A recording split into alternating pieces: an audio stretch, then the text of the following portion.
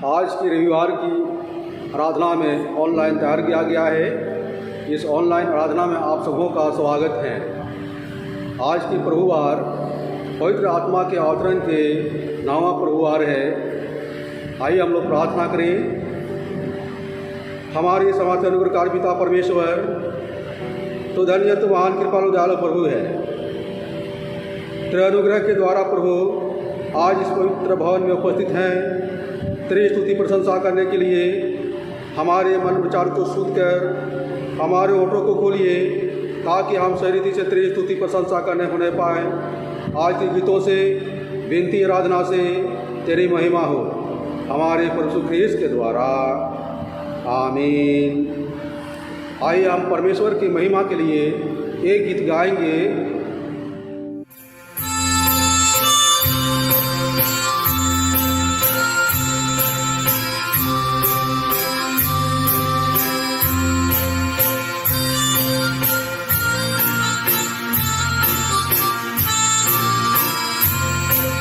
सृष्टि के मालिक तुम्ही हो, सारी सृष्टि के राजा तुम्ही हो। करते हैं तुझको सादर प्रणाम, गाते हैं तेरे गुणगान। सारी सृष्टि के मालिक तुम्ही हो, सारी सृष्टि के राजा तुम्ही हो।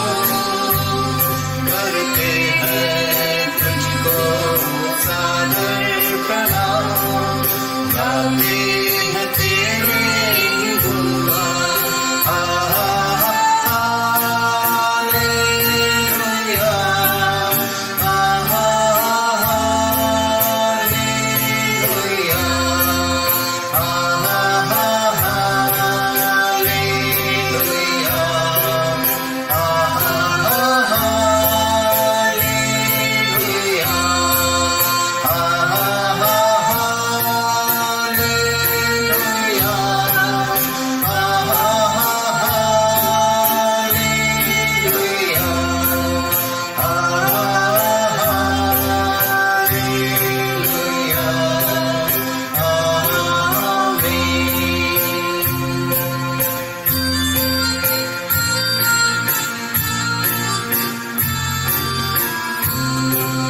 सृष्टि को देना सहारा, सारे संकट से हमको बचाना। तेरे हाथों में जीवन हमारा है, अपनी राह पर हमको चलाना। सारी सृष्टि को देना सहारा, सारे संकट से हमको बचाना। तेरे हाथों में जीवन हमारा है, अपनी राह पर हमको चलाना।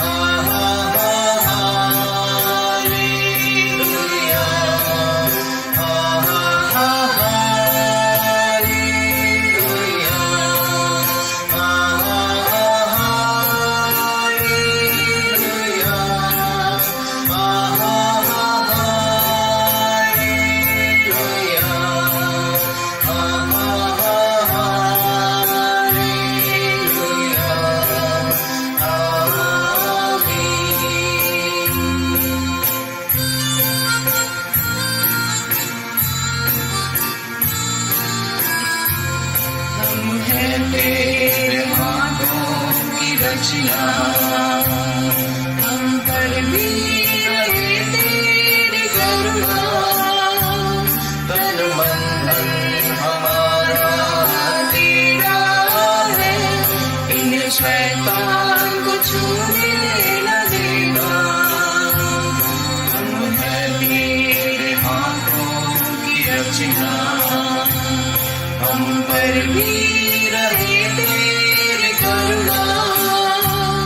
तन मन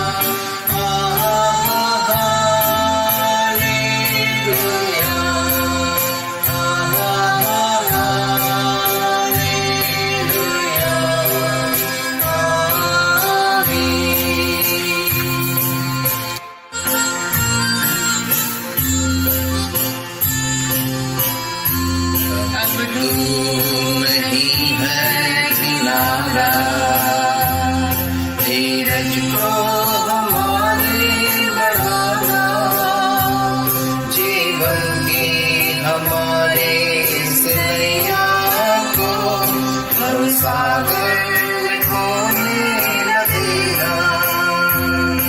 अब दूर नहीं है किनारा, धीरज को हमारे बढ़ाना। जीवन के हमारे इस नैया को भवसागर में खोने न देना।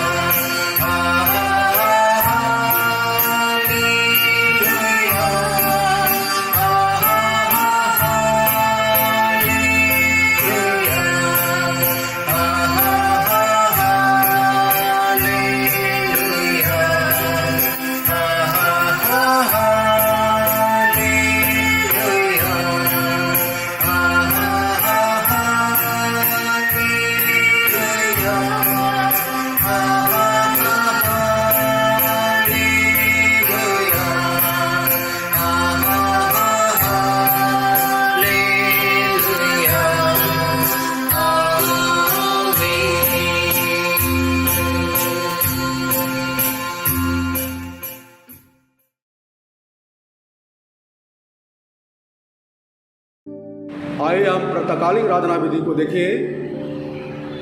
हम आराधना पुस्तक से प्रातःकालीन आराधना विधि को देखेंगे।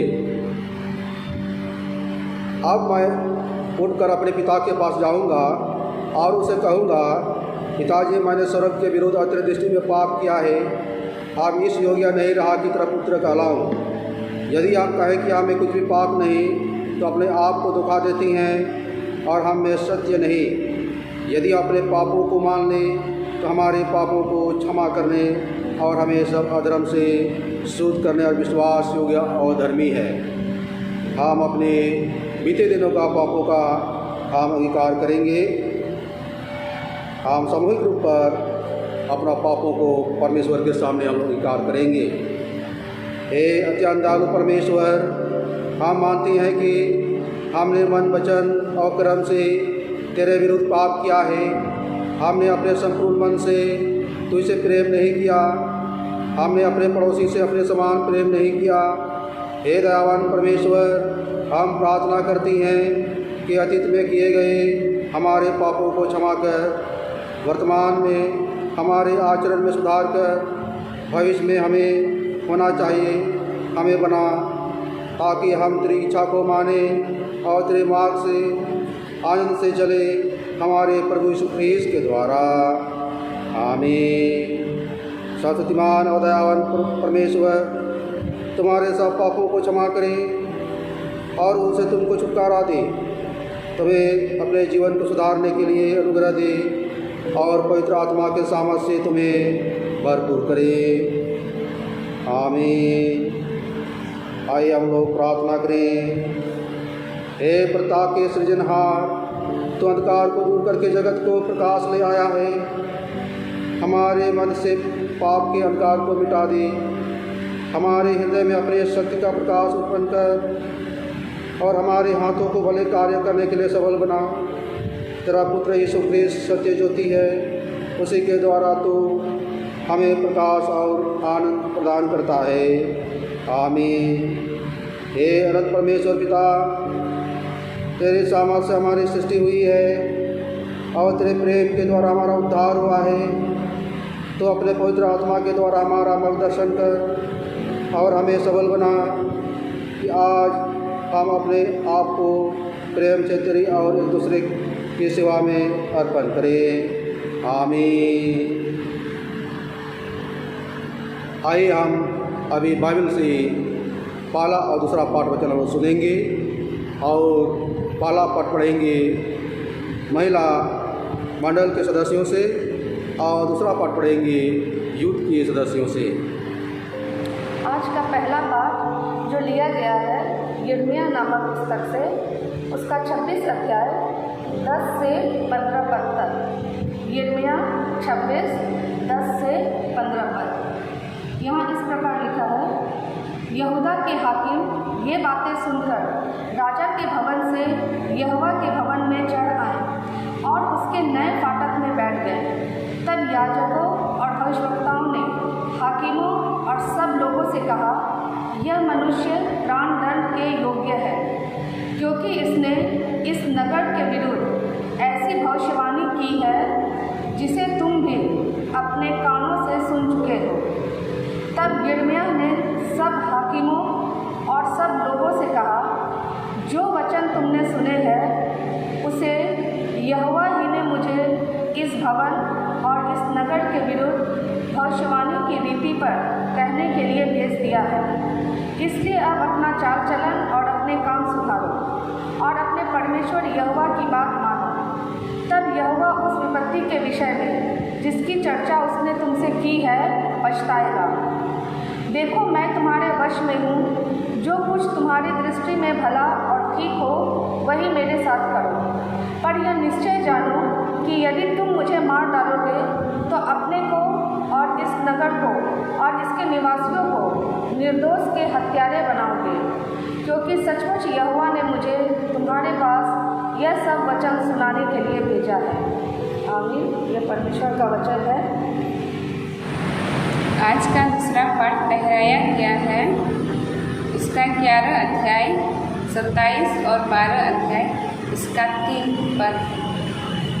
प्रेरितों के काम 11 अध्याय उसका 27 और 12 अध्याय उसका 3 पद। उन्हीं दिनों में कई भविष्यद्वक्ता यरूशलेम से आतंकियाँ आए। उनमें से अगबुस नामक एक ने खड़े होकर आत्मा की प्रेरणा से यह बताया कि सारे जगत में बड़ा अकाल पड़ेगा। वह अकाल क्लौदियुस के समय में पड़ा। तब चेलों ने निर्णय किया कि हर एक अपनी अपनी पूंजी के अनुसार यहूदियों में रहने वाले भाइयों की सहायता के लिए कुछ भेजे। उन्होंने ऐसा ही किया और बरनबास और शाऊल के हाथ प्राचीनों के पास कुछ भेज दिया। पतरस की बंदीगृह से मुक्ति। उस समय हेरोदेस राजा ने कलीसिया के कई व्यक्तियों को सताने के लिए उन पर हाथ डाला। उसने यूहन्ना के भाई याकूब को तलवार से मरवा डाला। तब उसने देखा कि यहूदी लोग उससे आनंदित होते हैं, तो उसने पतरस को भी पकड़ लिया। वे दिन अख़मीरी रोटी के दिन थे। यह परमेश्वर का वचन है। आइए हम परमेश्वर की महिमा के लिए एक गीत गाएंगे।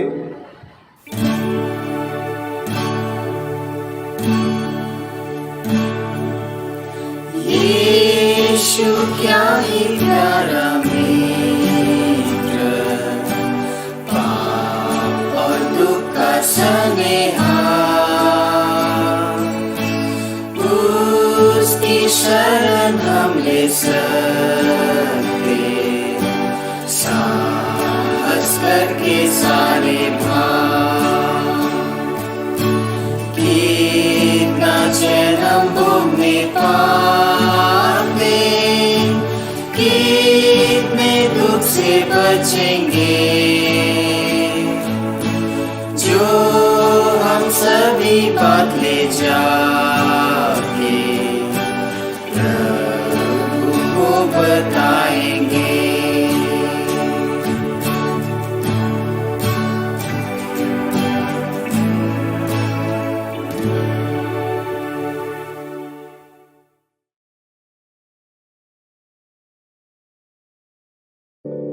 आइए हम प्रेरित का विश्वास वचन एक साथ कहेंगे।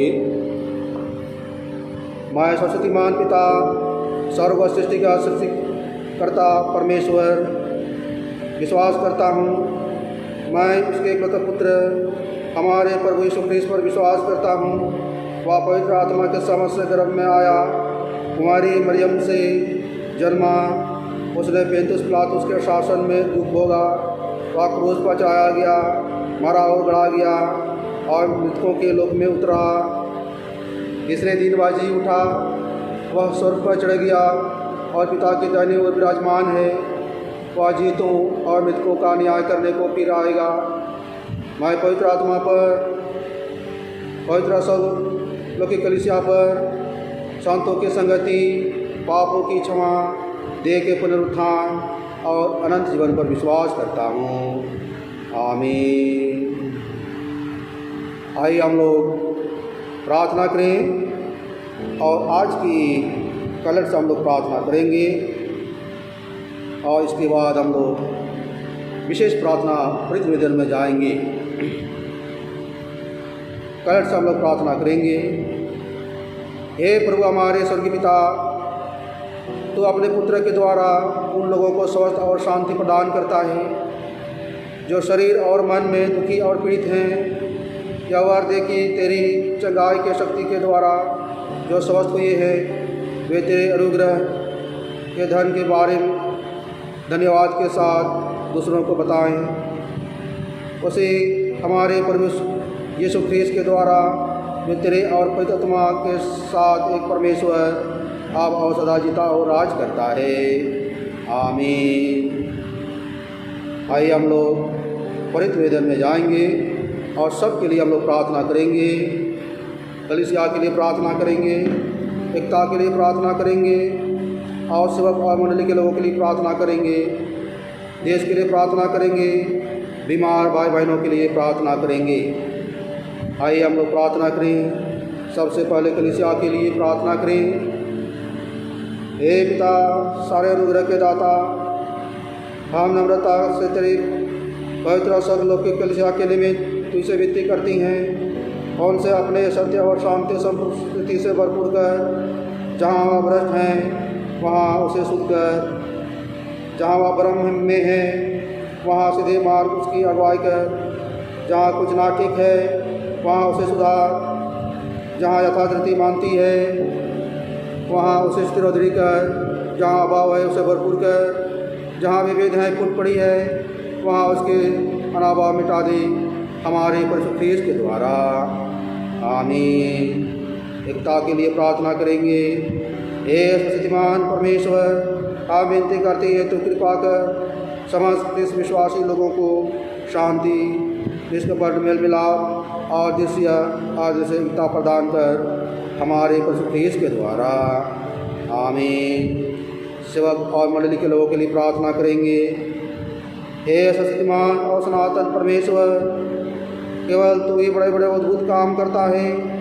हमारे पालकों पर जितनी मंडलियाँ उनके हाथों में सौंपी गई है उन पर अपने अनुग्रह का आरोग्यदायक आत्माओं पर से भी, और ताकि वे सचमुच तुझे पसंद रखे उन पर अपनी आशीष की ओसदा गिराया कर हे प्रभु हमारे पचवादी और मध्यस्थ यीशु ख्रीस्त के प्रतिष्ठा के लिए आभार दे। आमीन।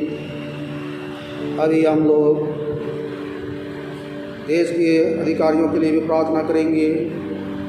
हे समस्त राष्ट्रों के परमेश्वर, हम विनती करते हैं कि तू हमारी मातृभूमि पर दया दृष्टि कर राष्ट्रपति महोदय, प्रधानमंत्री और उस देश के सभी अधिकारियों को बुद्धि और समझ प्रदान कर और उसके सब निवासियों को मेल मिलाप में एक साथ मिला दे। अपने जीवनदायक आत्मा के प्रकाश से उनकी मंत्रणा की ऐसे अगुवाई कर कि वह न्याय और स्वतंत्रता, कल्याण और कुशल चयन के मार्ग में आगे बढ़ते जाएं। और यह वह दे कि जब तुझे भला जान पड़े आपने तेज और भाव का जन्म तेरे पुत्र के राज में लाए, अर्थात हमारे प्रभु ख्रीस्त के द्वारा। आमीन। अभी हम बीमार लोगों के लिए प्रार्थना करेंगे और इसमें सभी बीमार लोगों को हम लोग स्मरण करेंगे। हे शक्तिमान पिता, जीवन और आज्ञा के दाता, हम विनती करते हैं कि सब रोगियों पर दया दृष्टि कर, विशेषकर उन पर जिनके लिए हम प्रार्थना करती हैं। विशेष इस समय जो हम कोरोना बीमारी से हमारे देश पीड़ित हैं और इस सभी लोगों पर इससे पीड़ित है, परेशान है, उन सबों से हम सबों को मुक्त कर और स्वस्थ प्रदान कर, ताकि हमारे देशवासी स्वस्थ मन स्वस्थ शरीर के साथ तेरी स्तुति प्रशंसा करने पाएँ और उन पर उनकी सेवा करने वालों पर भी आशीष उन्हें ऐसा कि यदि तेरी इच्छा हो तो तन और मन से चंगे हो जाएं और तेरे पवित्र कलीसिया में तेरा धन्यवाद करें हमारे प्रभु ख्रीस्त के द्वारा। आमीन। अभी हम सब विश्वासी परिवार के लिए भी प्रार्थना करेंगे। हमारे समस्त पिता परमेश्वर, तेरा धन्य पुत्र यीशु ख्रीस्त परिवार में जन्म लिया और प्रत्येक विश्वासी परिवार को प्रभु तूने आशीषित किया है। अभी तेरे विश्वासी परिवार पर आशीष उड़े। आज जितने भी परिवार में बुजुर्ग लोग हैं उन सबों को विश्वास प्रदान कर। परिवार में जितने भी बाल बच्चे प्रभु स्कूल कॉलेज में पढ़ती हैं और उन सबों को बुद्धि और ज्ञान दें। उनके लिए भी प्रार्थना करती हैं जो हमसे दूर दूर स्थान में रहती हैं। परिवार के लोग उन सबों को तेरे अनुग्रह के द्वारा हम सबों को सौत प्रदान कर, क्योंकि तू एक ही समय पर प्रत्येक स्थान में रहने वाला प्रभु है। हर एक की तू चिंता करता है, ताकि तेरे अनुग्रह के द्वारा हम सब सौत पा जाएँ और तेरा गुणगान करने पाएँ हमारे पशु ख्रीस्त के द्वारा। आमीन। हमारे पिता परमेश्वर, तूने कहा है 2 या 3 व्यक्ति मिलकर जो भी तेरे नाम से मांगेंगे वे पूरी की जाएगी। अभी आपके दास दासियों की मनोरथ प्रार्थना को सुन और ग्रहण कर। आमीन। आइए हम परमेश्वर की महिमा के लिए एक गीत गाएंगे सुसमाचार की तैयारी के लिए।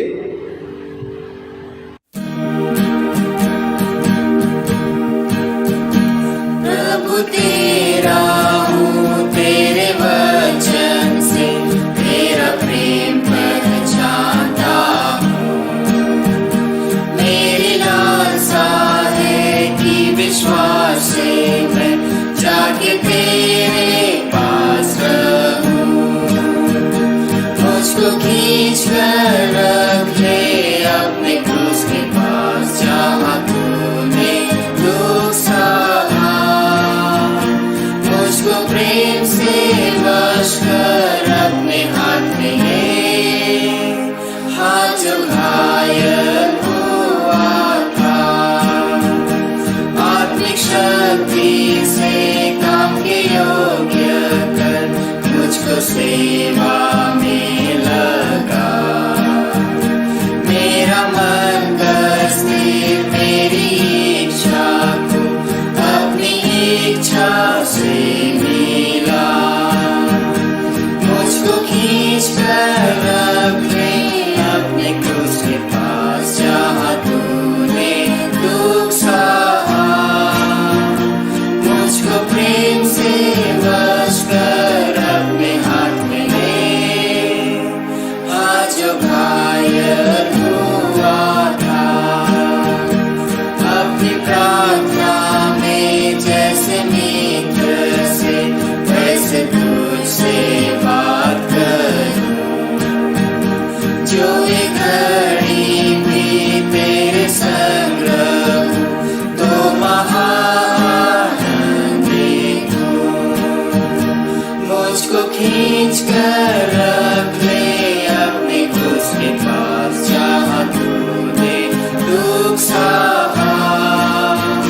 मुझको प्रेम से वश कर अपने हाथ में ले, हाथ जो घायल हुआ था।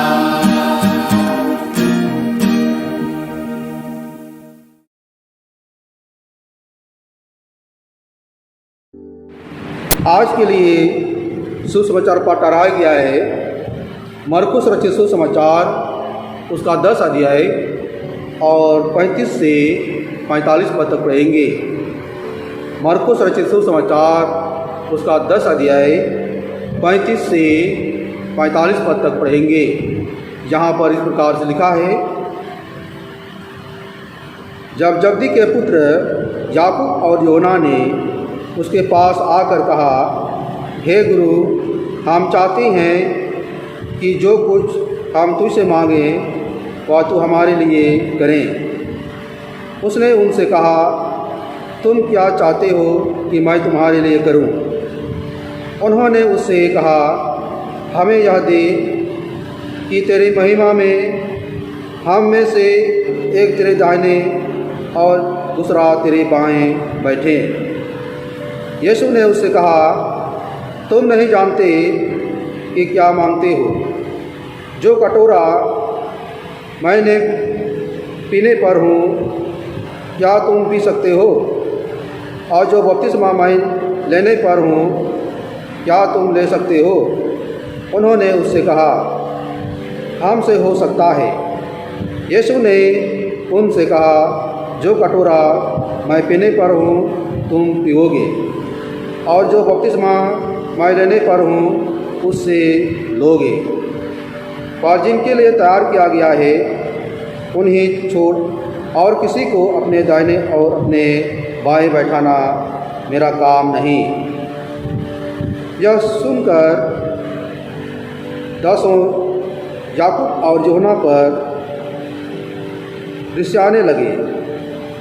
यीशु ने उनको पास बुलाकर उनसे कहा, तुम जानते हो कि जो अन्य जातियों के हाकिम समझे जाती हैं वे उन पर प्रभुता करती हैं, और उनमें जो बड़े हैं उन पर अधिकार जताते हैं। पर तुम में ऐसा नहीं है, वरन जो कोई तुम में बड़ा होना चाहे वह तुम्हारा सेवक बने, और जो कोई तुम में प्रधान होना चाहे वह सबका दास बने। क्योंकि मनुष्य का पुत्र इसलिए नहीं आया कि उसकी सेवा टहल की जाए, इसलिए आया कि वह सेवा टहल करे और बहुतों की छुड़ौती के लिए अपना प्राण दे। यह प्रभु यीशु ख्रीष्ट का सुसमाचार है। आइए हम लोग प्रार्थना करें। परमेश्वर पिता, परमेश्वर पुत्र, परमेश्वर पिता के नाम में आमीन। आज का पढ़ाया गया वचन पर हम लोग चिंतन मनन करेंगे। आज का चिंतन मनन करने का जो थीम दिया गया है, योना के भाई तथा 12 प्रेरितों में से प्रथम शहीद प्रेरित याकूब के लिए धन्यवाद। इस संबंध पर हम लोग चिंतन मनन करेंगे। योना के भाई तथा 12 प्रेरितों में से प्रथम शहीद प्रेरित याकूब के लिए धन्यवाद के संबंध पर हम लोग चिंतन मनन करेंगे। या याकूब नाम के बारे में हम लोग जाने, याकूब नाम कैसे आया है, और ये यहाँ प्रभु यीशु मसीह का प्रेरित याकूब और उनके प्रभु यीशु मसीह के साथ काम और किस प्रकार प्रभु यीशु मसीह के पद चिन्ह पर याकूब चलती हैं। यहाँ सबसे पहले हम लोग यहाँ बाइबल में बहुत सारे याकूब के बारे में हम लोग जानते हैं और पढ़ते हैं। याकूब नाम कहाँ से आया और इसको हम लोग बाइबल में पाते हैं। उत्पत्ति की पुस्तक उसका 25 अध्याय 24 और 26 पद में हम लोग यहाँ पढ़ते हैं। यहाँ इसहाक और रिबका का पुत्र यहाँ जुड़वा बच्चा उत्पन्न होता है, और उनमें से पहला ईसाव नाम रखते हैं और दूसरा याकूब नाम रखते हैं। और याकूब का अर्थ होता है एड़ी पकड़ने वाला।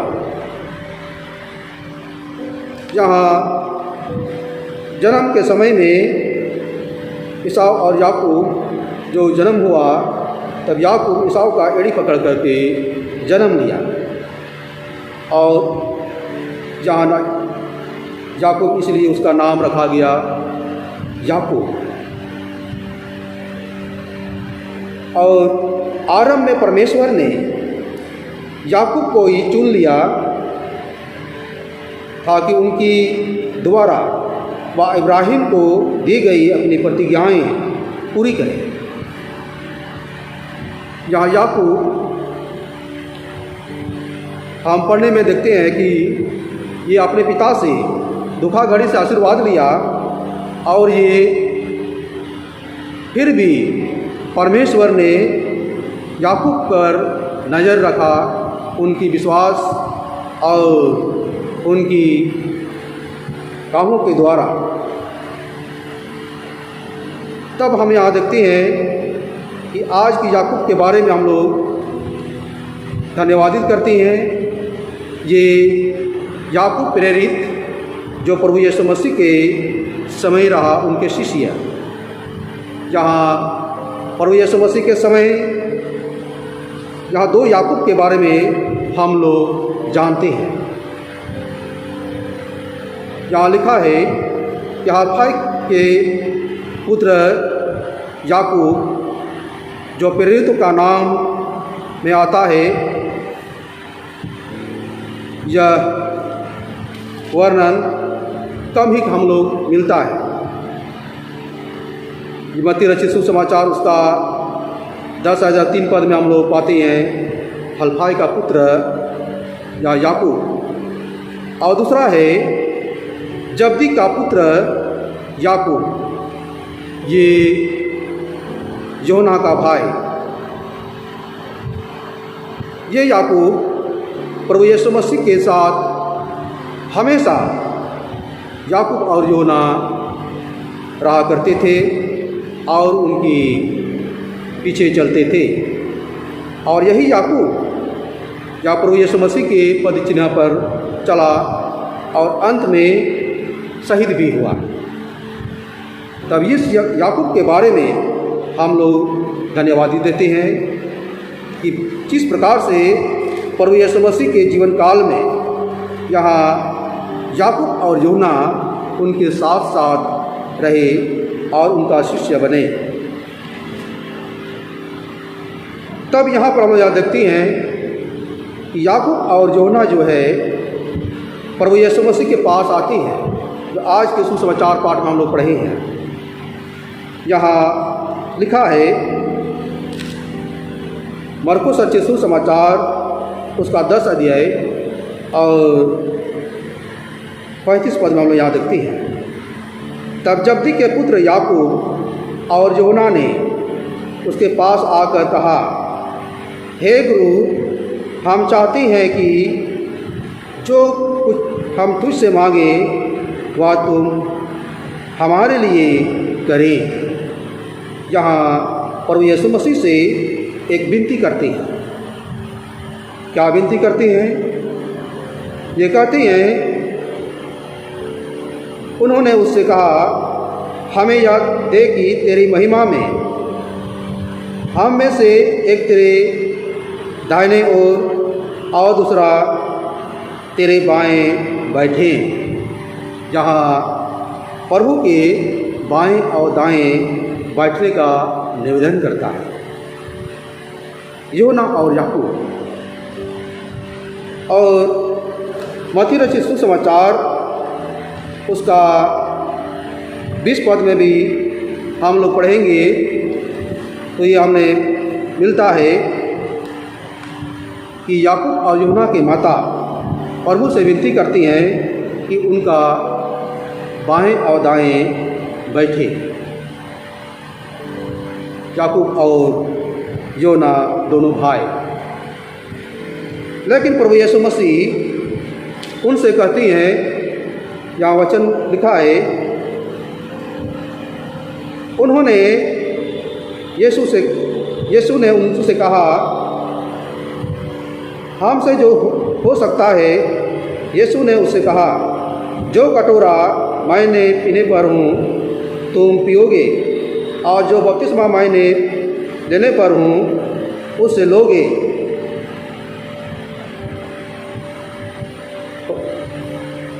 उन दोनों ने उससे कहा, मैं लूँगा।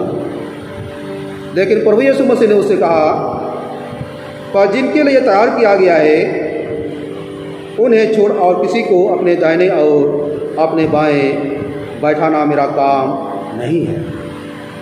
यहाँ प्रभु यीशु मसीह उनसे कहती हैं कि मेरा काम नहीं है, मेरा दाहिने और बाएं बैठाना मेरा काम नहीं है। ये परमेश्वर पिता का है, स्वर्ग के पिता का है। हम मनुष्य सांसारिक जीवन में हम ऊंचे स्थान पर बैठने के लिए हम लोग मनसा करते हैं, ताकि हमारा मन और लोगों के बीच में हमारा मन और सम्मान बना रहे। ऊंचे स्थान में बनने के लिए हम लोग कोशिश करते हैं कि हम बैठें, लेकिन प्रभु का वचन कहता है यह काम जो है परमेश्वर पिता का है, जिसको बैठाएगा दाहिने और बाएं, ये प्रभु यीशु मसीह का काम नहीं है। और यहाँ प्रभु यीशु मसीह उनसे फिर कहती हैं, मरकुस रचित सुसमाचार उसका 10:43 में, पर तुम में से ऐसा नहीं है, वरन जो कोई तुम में बड़ा होना चाहिए वह तुम्हारा सेवक बने, और जो कोई तुम में प्रधान होना चाहिए वह सबका दास बने। जहाँ पर हम बड़ा होना चाहते हैं और उसी स्थान में बैठना चाहते हैं, लेकिन प्रभु यीशु मसीह का यह वचन कहता है जो कोई बड़ा होना चाहता है वह तुम्हारा सेवक बने, और जो प्रधान होना चाहता है वह सबका दास बने, तो वह बड़ा आदमी बनेगा। आज हमारे जीवन में उनके जैसा ही, याकूब और योना के जैसा ही हम अपने कामों में चलते हैं। जिस प्रकार से यीशु के साथ उनके काम के लिए उनके साथ साथ चले, और ये मनसा करती हैं कि उनका दाएं और बाएं बैठने के लिए, और प्रभु से कहती हैं कि ये मेरा काम नहीं है, ये परमेश्वर पिता का काम है। और उस बड़े व्यक्ति बनने के लिए हमसे कहती हैं हम दास बने। हम अपने कामों के द्वारा, आज हमें इस संसार में बहुत सारे काम हमें दिया गया है, विशेष विभाग में हमें अधिकारी दिया गया है, और उस काम के द्वारा हम उन मनुष्यों के लिए दास बनेंगे तो हम बड़ा व्यक्ति बनेंगे, और जो हम उससे भी बड़ा बनना चाहते हैं, प्रधान होना चाहते हैं, तो हम सबका दास बनेंगे। अपने कामों के द्वारा, अपने सेवा के द्वारा हम दास बनेंगे। किसी भी विभाग में, चाहे भी हम विकास विभाग में, चाहे हम शिक्षा के विभाग में, चाहे हम धार्मिक विभाग में, चाहे कोई भी विभाग में हमें पद नियुक्ति किया है, हमें अपने कामों के द्वारा लोगों की सेवा करें, हम उनके लिए दास बनेंगे, तो हम बड़े व्यक्ति बनने के लिए प्रभु यीशु मसीह कहते हैं। जिस प्रकार प्रभु यीशु मसीह ने अपने आप के लिए यहाँ कहता है, मरकुस रचित सुसमाचार उसका 10 अध्याय और 45 पद में, क्योंकि मनुष्य का पुत्र इसलिए नहीं आया कि उसकी सेवा टहल की जाए, पर इसलिए आया कि आप सेवा टहल करें और बहुतों की छुड़ौती के लिए अपना प्राण दें। जहाँ प्रभु यीशु मसीह का वचन कहता है, अपने आप का गवाही देता है कि मनुष्य का पुत्र इसलिए नहीं आया कि ये सेवा लोगों से ले, बल्कि वे लोगों के लिए सेवा करें, बहुतों की छुड़ौती के लिए, जो परेशान हैं, जो दबे हुए हैं, उनकी छुड़ौती के लिए यहाँ सेवा करने के लिए प्रभु यीशु मसीह आया है। और उनके जितने पद चिन्ह पर चलते हैं, हम भी लोगों की सेवा करें, और कोई भी व्यक्ति हमें जो काम मिला है उनके द्वारा हम लोगों की सेवा करें, दास बने, तो हम बड़े व्यक्ति बनेंगे, और हमारा नाम सबके ऊपर ऊँचा रहेगा, मान सम्मान बना रहेगा, और हम ऊँचे स्थान पर हम बने रहेंगे। तब यहाँ पर हम लोग देखते हैं कि याकूब ने प्रभु यीशु मसीह का जितना वचन था उनको उनके पद चिन्ह पर चलते गए, और इतना तक कि जहाँ परमेश्वर का वचन लोगों तक जीवन की मार्ग बताते गए, और वे लोगों को मार्गदर्शन देते गए कि किस प्रकार से हम परमेश्वर की पथ चिन्ह पर चले तो हमें जीवन मिलेगा, अनंत जीवन मिलेगा। लेकिन लोगों को ये सच्चाई की बातें और धार्मिकता की बातें अच्छा नहीं लगा, कड़वाहट लगा और उनको हत्या कर दी गई। जहाँ की जैसे कि आज के वचन हम लोग ने प्रेरितों के वचन पर हम लोग ने पढ़ा है, उसका 11 अध्याय और जहाँ हम लोग ने पढ़ा है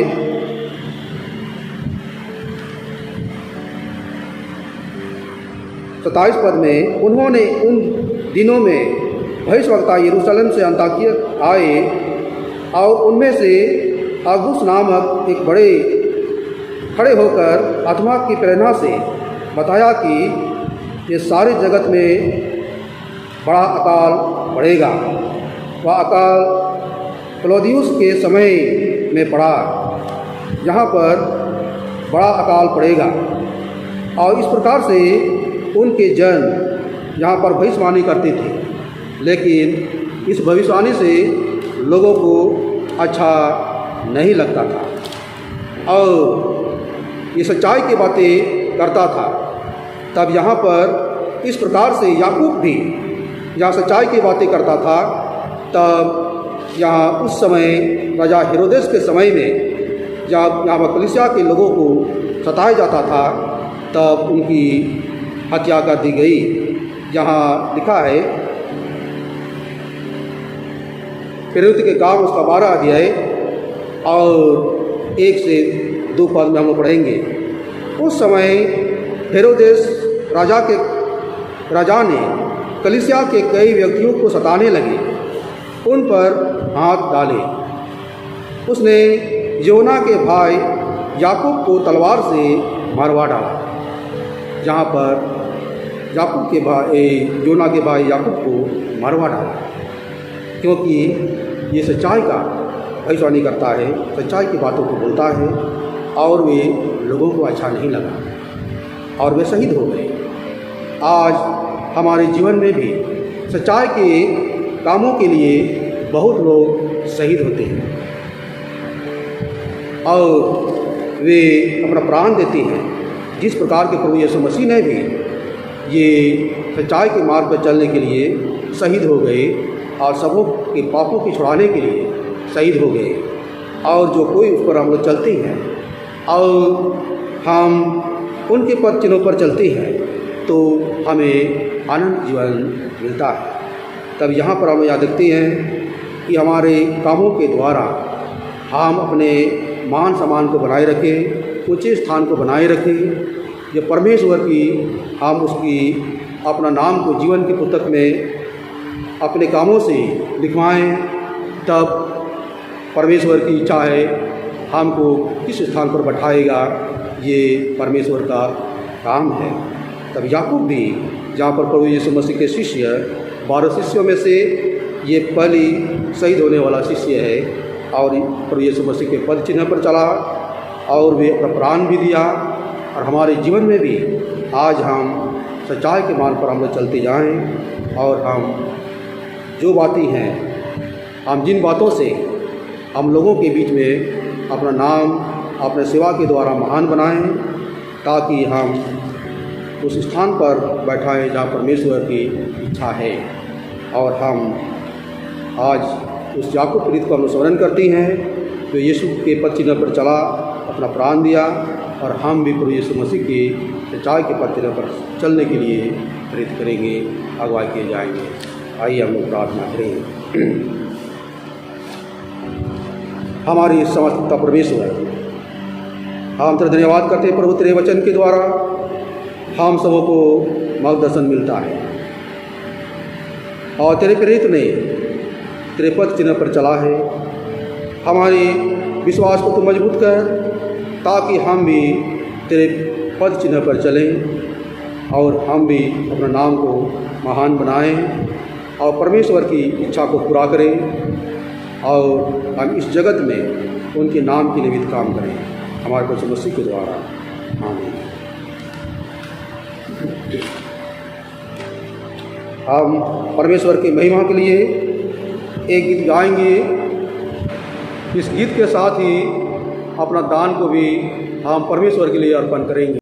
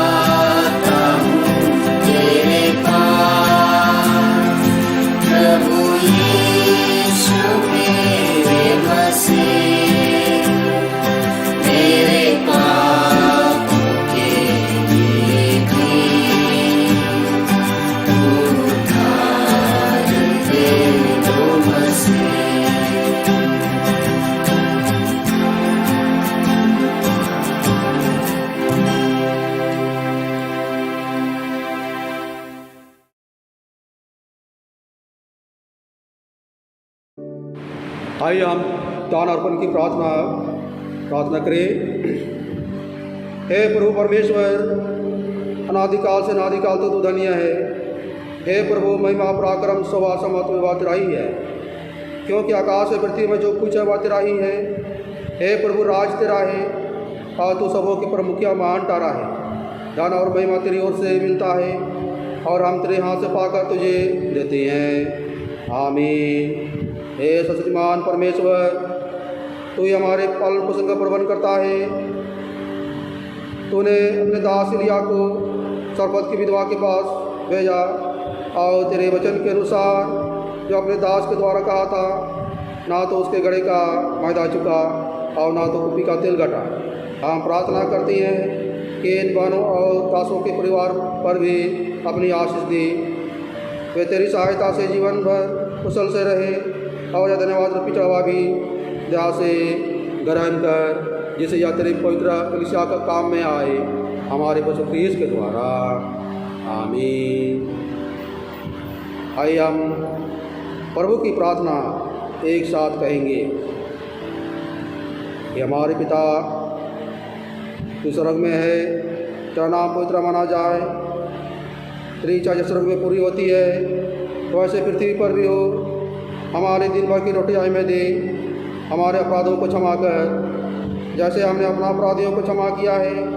हमें परीक्षा में ना डाल परंतु बुराई से बचा, क्योंकि राज, पराक्रम और महिमा अब अवसर तेरी है। आमीन।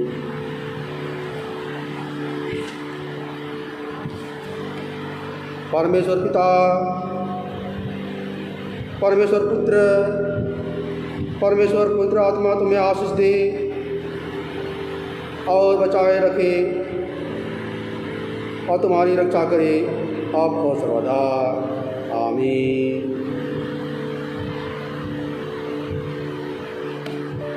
आज की आराधना जय पर समाप्त होता है। सभी को जय यीशु, जय मसीह।